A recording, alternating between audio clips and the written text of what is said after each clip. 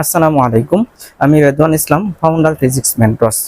Major এবং নন major সবাইকে এই টপিকটা দেখার জন্য অনুরোধ রইল। দেখো, তাপীয় সুস্থিতি ও তাপগতিবিদ্যার শূন্যতম সূত্র ব্যাখ্যা করো। প্রথমে দেখো, তাপীয় সুস্থিতি মানে তাপের কোনো আদান প্রদান ঘটে না। মনে করে এটা একটা বস্তু নিলা, এই বস্তুতে তুমি তাপ দিলা। যদি তুমি তাপ দাও, যদি এই পরিবেশে অনেক তাপ রয়েছে, পরিবেশে কি আছে বলতো, অনেক তাপ হয়েছে অলরেডি, তুমি তাপ দিতেছ কিন্তু তাপ হচ্ছে না।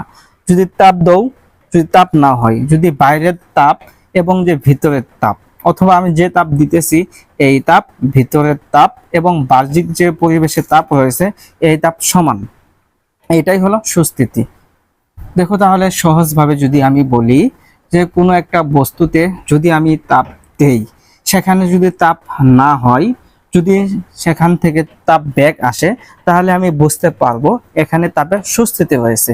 তাপের যদি আদান প্রদান না ঘটে, একটা বস্তুতে যদি তাপের কোনো আদান প্রদানই না ঘটে, সেখানে বলতে পারি আমি এখানে তাপের আদান প্রদান হচ্ছে না, অর্থাৎ এখানে সুস্থিতি রয়েছে।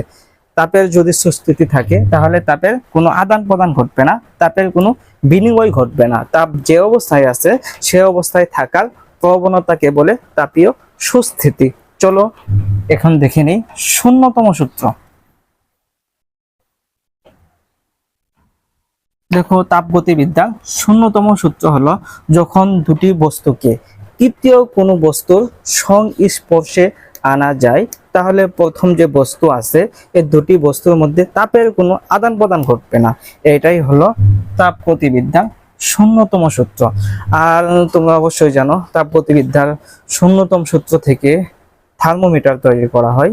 এগুলা তোমরা এইচএসসি এই বইয়ে পড়েছো, তুমি এগুলা বুঝতে পেরেছো। ওকে, ডান।